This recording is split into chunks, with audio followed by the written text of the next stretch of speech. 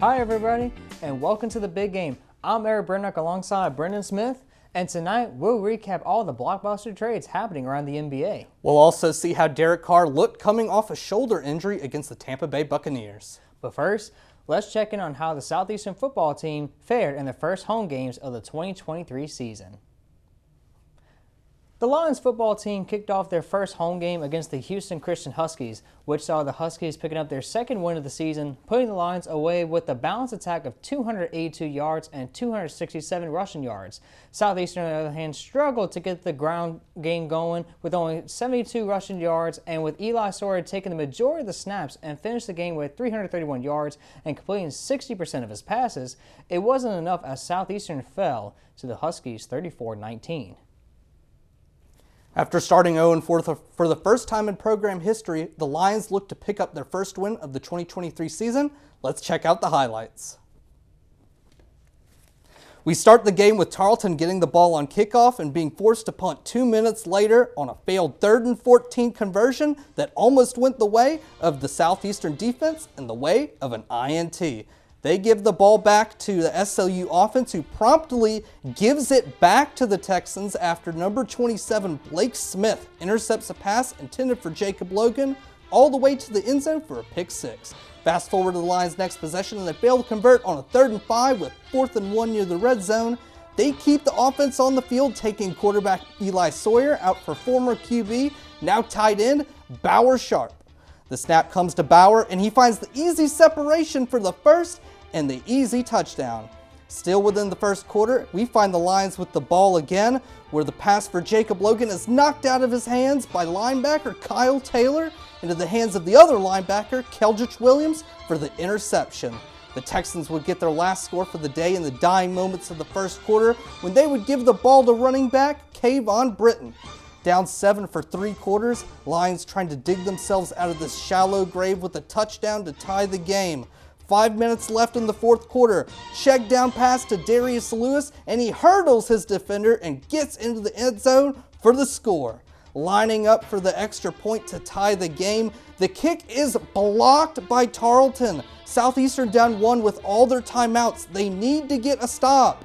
But Texans running backs Kayvon Britton and Darrell Kelly put the nail in the coffin, combining for 33 yards and 3 first downs to run out the clock for the last 5 minutes, dealing the Lions their 5th loss of the season, their worst 5-game start since the 1985 football season. The Lady Lions soccer team just finished up a 3-game homestand, hosting 3 conference opponents. After defeating UIW in the first matchup 1-0, the Lady Lions would go on to drop the next 2 matches to Texas A&M Commerce and the Lamar Lady Cardinals. Being shut out in both games, the Lady Lions look to improve their 3-8 record this Friday when they traveled to Corpus Christi, Texas to face the Lady Islanders. The Southeastern tennis team is just finishing up competing in the UCA Invitational, where Panacharan Sonarasa led the Lady Lions in her first action of the fall season. Sonarasa finished 3-0 in singles play to go along with a 2-1 victory in doubles play after teaming with Bogi Sidoris. The Lady Lions will be in action again this weekend when they compete in the UWF Invitational in Pensacola, Florida. Coming up after the break, we'll see what big names are on the move around the NBA. Don't go anywhere. The big game will be right back.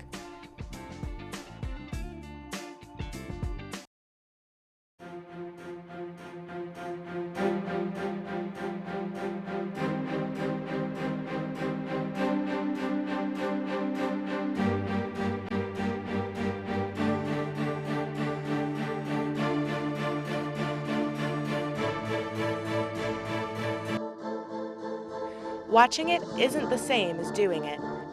Maybe it's time to go outside.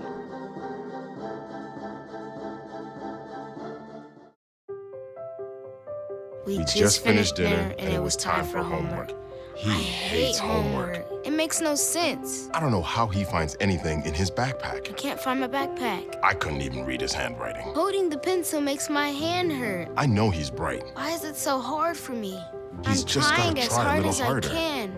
When you can see learning and attention issues from their side, you can be on their side. Go to understood.org, a free online resource with support and tools to help your child thrive.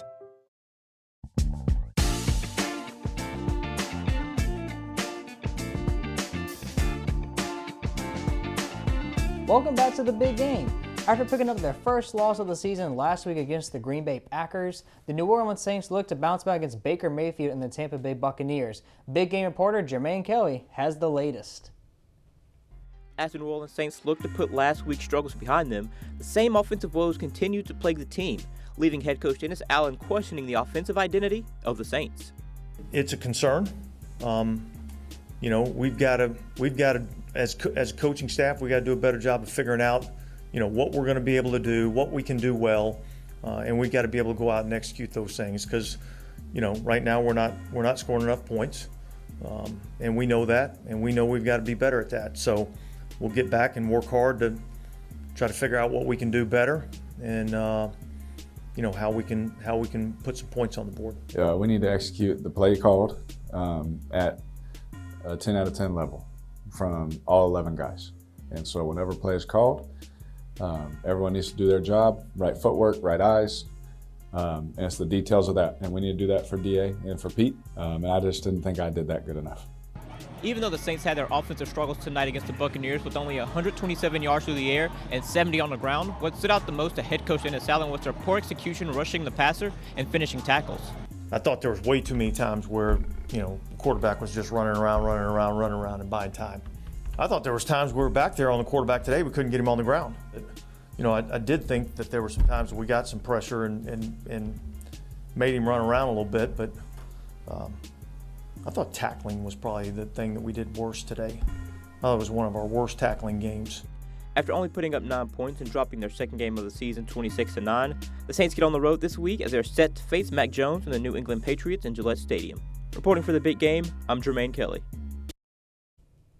The New Orleans Pelicans held their 2023 Media Day earlier this week, and a main focus when discussing the upcoming season for the Pels was around the 23-year-old superstar Zion Williamson, and the VP of Operations David Griffin is impressed by the way Williamson handled this past offseason.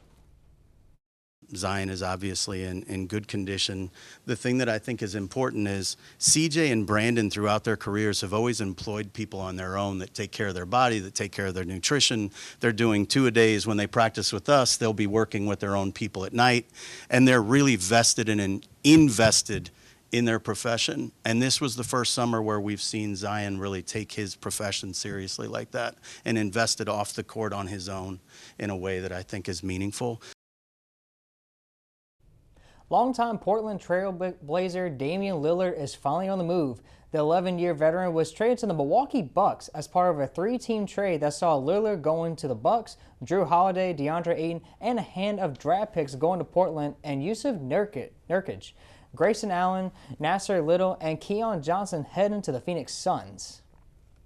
Like I said, playing with somebody like Giannis, the kind of attention that he's going to get is only going to make the game easier and more simple for me. And I think because of the way that I impose myself when I do play and how I attack games, he's going to have the kind of opportunity that I think he hasn't had as well. So, the best thing I can tell you is how exciting it's going to be, how excited I am, and that I'm prepared for it. But the buck didn't stop there, as Monday afternoon, after being traded from Milwaukee to Portland, the Trailblazers sent the 2-time All-Star Drew Holiday to the Boston Celtics. Holiday will be teaming up with Jason Tatum and Jaylen Brown, who fell short in the Eastern Conference Finals last season. In return, Boston would include Louisiana native Robert Williams and guard Malcolm Brogdon in the deal, along with a 2024 and 2029 first-round pick. We're going to take a break, but when we come back, we're going to wrap this show up with some pick and roll. Don't go anywhere.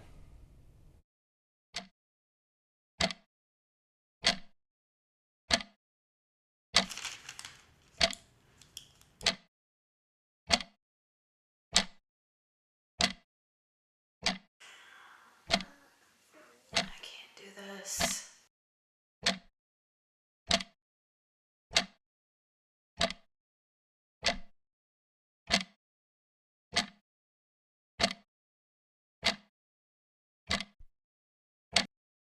So you see, son, good manners are important. Should I go through it again? Yes. Yes, please. Yes, please. Exactly. Always say please, thank you, you're welcome, excuse me, sit up straight, hold doors open for ladies. If the door's locked, knock first, don't burp, don't swear, don't stare, don't use bad language, or talk with your mouth full, keep your elbows off the table. What table? Don't interrupt. Cover your mouth when you cough or sneeze. On the bus, give your seat up to anybody who has trouble standing. Bottom line, treat others the way you want to be treated. Got it? Got it.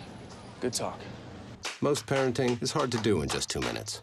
But 2 minutes twice a day making sure they brush is easier, and it could help save them from a lifetime of tooth pain.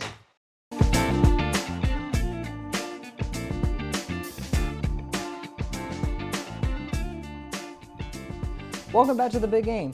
As you can see, we don't have a guest analyst on the desk with us this week, and we want to pass our well wishes and our prayers off to our friend Carson Freyu, which we hope you get better, buddy.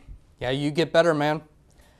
Man, a lot of y'all know that there is a lot going on with the NBA. We just had the 3-team deal with Milwaukee, but there was 2 teams who really slid under the radar and got Damian Lillard and a lot of assets in this trade. Brendon, man, tell me about these teams. Tell me about Milwaukee and Phoenix. What do they get in this triangular trade, buddy? Yeah, Milwaukee, right under the nose of the Miami Heat. They get Damian Lillard, the player that they wanted this whole offseason. They get one of the best players in the NBA. They get an amazing three-point shooter, an amazing offensive player, and they pair him right next to Giannis.